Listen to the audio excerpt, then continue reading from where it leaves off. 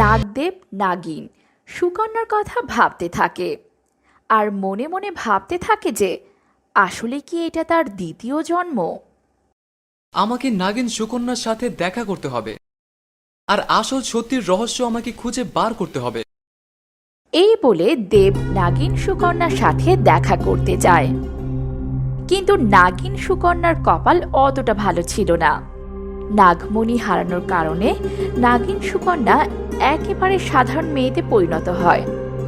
যে চোর নাগিন সুকন্যার নাগমণি নিয়ে পালিয়েছিল সে ভালো করেই জানত যে নাগিন সুকন্যা বেঁচে থাকা অবস্থায় সে নাগমণি নিজের করে নিতে পারবে না, কেননা যে কোনো সময় নাগিন সুকন্যা এসে তার কাছ থেকে নাগমণি নিয়ে যেতে পারে। তাই সে বুদ্ধি করে এক জাদুকরকে নাগিন সুকন্যার কাছে নিয়ে যায়। নাগিন সুকন্যা, তোমার খেলা শেষ। আগে তো তোমার নাগমণি নিয়েছি, এবার আমরা তোমাকে নিয়ে যাব। জাদুকর তার জাদুর শক্তি দিয়ে নাগিন সুকন্যাকে অজ্ঞান করে তার গুহাতে নিয়ে যায় আর তাকে বন্দি করে ফেলে। আমাকে দয়া করে ছেড়ে দাও জাদুকর, আমাকে আমার নাগমণি দিয়ে দাও। আমাকে আমার নাগদেবের কাছে যেতে হবে। এই একমাত্র নাগমণির মাধ্যমেই আমি আমার নাগদেবের আগের জন্মের কথা মনে করিয়ে দিতে পারবো। আমাকে দয়া করে ছেড়ে দাও জাদুকর। তাহলে একটু নাগিন ডান্স করে দেখাতো। খুব মজা পাচ্ছি তোকে বন্দি করে। ধোঁকাবাজ, আমি তোকে অভিশাপ দিলাম, তুই সারা জীবন সাপ হয়ে থাকবি। মূর্খ নাগিন, এখানে আমার গুহাতে তোর কোনো অভিশাপ ও শক্তি কাজ করবে না। দেখো, আমাদের তো নাগিনের মণি নেওয়া হয়ে গেছে, এবার ওকে মেরে ফেলো। আরে মূর্খ, নাগিন কখনো মরে না। যদি মরে যায় তবে সে আবার জন্ম নেওয়ার শক্তি লাভ করতে পারে। তাহলে এখন আমরা কি করব? কোনো উপায় আছে কি? আমি এই নাগিনকে সারা জীবনের জন্য এই বোতলে বন্দি করে দেব। এই বলে জাদুকর নাগিন সুকন্যাকে একটি বোতলে বন্দি করে ফেলে আর নাগিন সুকন্যাকে বোতলে বন্দি অবস্থায় গুহাতে রেখে চলে যায়। দেব, আমাকে বাঁচাও, এরা আমাকে বন্দি করে রেখেছে। তোমাকে খুব দেখতে ইচ্ছে করছে। আর নাগিন মণি বিক্রি করে তারা অনেক ধনী হয়ে যায় আর আরামায়েশে জীবনযাপন করে। আর এর মধ্যে জাদুকর ওই চোরকে ধোঁকা দেওয়ার চিন্তা করে আর তার গুহায় চোরকে ডেকে পাঠায়। দেখো, আমরা অনেক ধনী হয়ে গেছি, আমরা যেখানে ইচ্ছে সেখানে খুশি থাকতে পারি। তুমি এই বোতল তোমার কাছে নিয়ে যাও আর এক রুমে তালা দিয়ে তার মধ্যে এই বোতলটি রাখবে। কেন? এই গুহাতে থাকলে কি সমস্যা? আমার থেকে তুমি বেশি জানো, যেটা বলছি সেটা করো। চোর রাজি হয়ে যায় আর জাদুকরের কথা মতো তার বাসায় এক রুমে তালা দিয়ে ওই বোতলটি রেখে দেয়। আর জাদুকর এটাই চেয়েছিল, কেননা নাগিন সুকন্যা যদি জাদুকরের গুহায় থাকে তবে নাগিন সুকন্যার কোনো অভিশাপ কাজ করবে না। কিন্তু যদি চোরের ঘরে থাকে তবে নাগিন সুকন্যার অভিশাপে চোর মারা যাবে আর সকল ধন সম্পদের মালিক হবে ওই জাদুকর।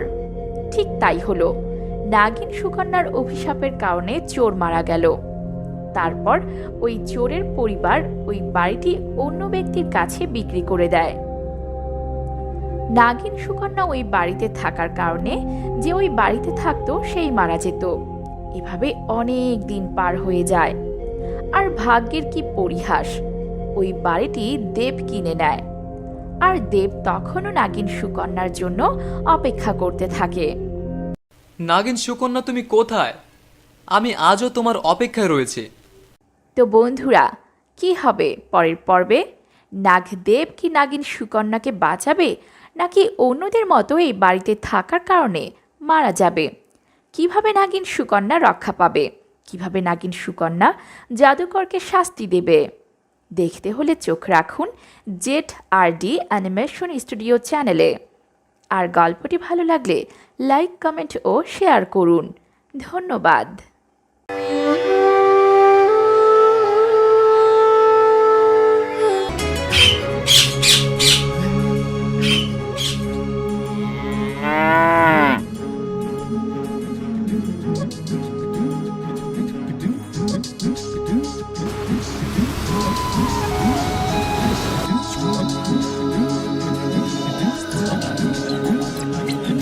আরে ও নবাবের মেয়ে, এত দেরি হলো কেন পানি আনতে?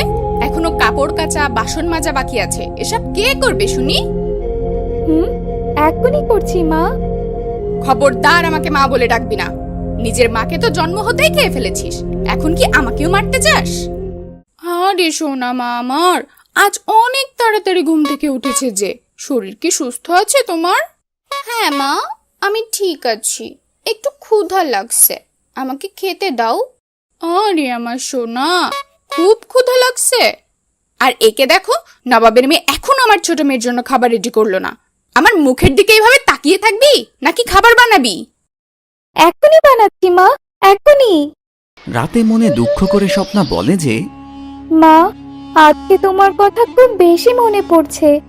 তুমি থাকলে আজ হয়তো এই দিন দেখতে হতো না আমার। তুমি আমায় ছেড়ে কেন চলে গেছো মা? আমি কি এতটাই খারাপ?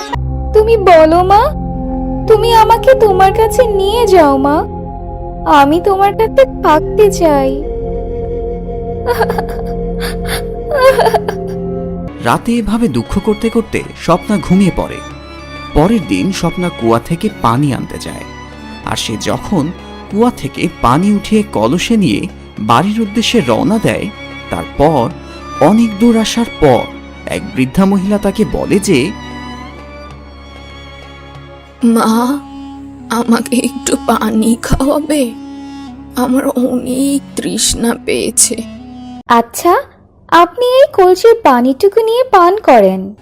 কিন্তু এই পানি তুমি দিয়ে দিলে অনেক দূরে কুয়া থেকে তোমাকে আবার পানি আনতে যেতে হবে। সমস্যা হবে না বুড়িমা, আপনি পান করুন। তারপর বড় মেয়ে ওই বৃদ্ধা মহিলাকে পানি পান করায়। আর ওই বৃদ্ধা মহিলা পরীতে পরিণত হয় আর বলে, মায়াবী মেয়ে, তুমি সত্যিই খুব দয়ালু। আর না হলে এতটা রোদের মধ্যে কুয়া থেকে পানি উঠিয়ে কেউ কাউকে খাওয়ায় না। আমি তোমার ব্যবহারে অনেক খুশি হয়েছি, তাই তোমাকে কিছু উপহার দিতে চাই। কিন্তু মেয়েটি বলে যে, না পরিমা, আমার কোনো কিছুই চাই না। তৃষ্ণার্তকে পানি পান করানো তো আমার কর্তব্য। এই কথা শুনে পরী অনেক খুশি হয়ে যায় এবং বলে, মায়াবী মেয়ে, তুমি শুধু দেখতেই নও, তোমার মনটাও অনেক মায়াবী। তোমার মিষ্টি শব্দ যে কাউকেই সুখ দিতে পারে। এজন্যই আমি তোমাকে এমন শক্তি দিচ্ছি, তুমি যখনই হাসবে তখনই তোমার মুখ থেকে হীরা বের হবে। আর যখন কথা বলতে থাকবে তো তোমার মুখ থেকে মুক্তা ঝরবে। মেয়েটি পরীকে ধন্যবাদ বলে আর চারিদিকে মুক্তা ঝরে যায়। এরপর মেয়েটি পানি নিয়ে বাড়িতে পৌঁছালে তার মা তাকে অনেক বকাবকি করে আর বলে, ওই যে নবাবের মেয়ে চলে এসেছে। আচ্ছা, তোর কি বিন্দুমাত্র ভয় নেই? এত দেরি করে আসলি যে? ঘরে কত কাজ পড়ে আছে, কে করবে শুনি? বড় মেয়ে বলে, আমি সব কিছু করব মা। আর তখনই তার মুখ থেকে মুক্তা ঝরতে থাকে আর তার মা অবাক হয়ে দেখতে থাকে। মাকে এমন অবাক দেখে মেয়ে হাসতে লাগে আর হাসতেই পরীর কথানুযায়ী তার মুখ থেকে হিরে বের হয়ে মাটিতে পড়তে থাকে। এরপর তার সৎমা বলতে থাকে যে, আরে আমার আদরের মেয়ে, এসব কি হচ্ছে? আচ্ছা, তোমার মুখ থেকে এমন ভাবে হীরা মুক্তা কিভাবে বের হচ্ছে? মেয়ে খুবই খুশি হয়, কেননা প্রথমবার তার সৎমা তাকে আদরের মেয়ে বলছে। সে কিচ্ছু না ভেবেই সব কথা মাকে বলে দেয়। এরপর দুষ্টু সৎমা ভাবে, হে প্রভু, আমার কত বড় ভুল হয়ে গেছে। আমাকে তো পানি আনতে আমার আদরের ছোট মেয়েকে পাঠানো উচিত ছিল। পরের দিন সে একটি কাঁসার কলসি কেনে আর তার দুষ্টু ছোট মেয়েকে সাজিয়ে গুজিয়ে পানি আনতে পাঠিয়ে দেয় এবং বলে দেয় যে যদি কোনো গরিব বয়স্ক মহিলা আসে তাকে খুব যত্ন সহকারে পানি পান করাবে। ছোট মেয়ে কলসি নিয়ে পানি আনতে যায় আর বসে বসে বয়স্ক মহিলার অপেক্ষা করতে থাকে। কিন্তু ওই দিন আর পরী আসে না। এক নাগিন ডাইনি সাপ বৃদ্ধ রূপ ধরে তার কাছে আসে আর পানি চাইতে থাকে।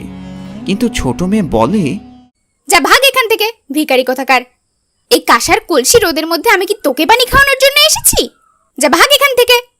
নাগিন ডাইনি তার আসল রূপ ধারণ করে আর বলে, তুমি একজন খারাপ স্বভাবের লোভী আর দুষ্টু মেয়ে। আমি তোমাকে অভিশাপ দিচ্ছি। তুমি যখনই কথা বলবে তখনই তোমার মুখ থেকে জীবাণু ভাইরাস বের হবে আর তুমি মারা যাবে। আর তোমার কাছে যে আসবে সেও এই ভাইরাসে আক্রান্ত হবে। তুমি যখনই কথা বলবে তোমার মুখ দিয়ে ব্যাঙ বের হবে। ছোট মেয়ে চিল্লানো শুরু করে আর তখনই ব্যাঙের ভিড় লেগে যায়। এরপর যখন সে বাড়িতে পৌঁছায় তার মা তাকে জিজ্ঞেস করে, কি হয়েছে আমার রানী মেয়ের? মেয়েটি যেই কথা বলতে মুখটি খোলে সেই ব্যাঙ বের হতে থাকে। মা দেখে খুবই ভয় পেয়ে যায় আর তার মেয়ের মুখে কাপড় বেঁধে দেয়। তারপর মা আর ছোট মেয়ে দুজনে মিলে এই সব কিছুর জন্য বড় মেয়েকে কারণ মনে করে আর তাকে মারার জন্য আসে। নিজেকে বাঁচানোর জন্য বড় মেয়ে জঙ্গলে পালিয়ে যায় আর তখনই সেই পরিমায়ের সাথে তার দেখা হয়। পরিমাকে স্বপ্না সব খুলে বলে আর তখন পরিমা তাকে মেয়ে হিসেবে গ্রহণ করে আর তাকে পরী রাজ্যে নিয়ে যায়। আর ওইদিকে ওই সৎ মায়ের মেয়ে করোনায় আক্রান্ত হয়। তার কারণে পুরো গ্রামবাসী করোনায় আক্রান্ত হয় আর এই সব কিছু হয় ডাইনি নাগিনের জন্য। পরের পর্বে আপনারা দেখতে পাবেন যে কিভাবে এই গ্রামবাসী করোনা রোগ থেকে রক্ষা পেল।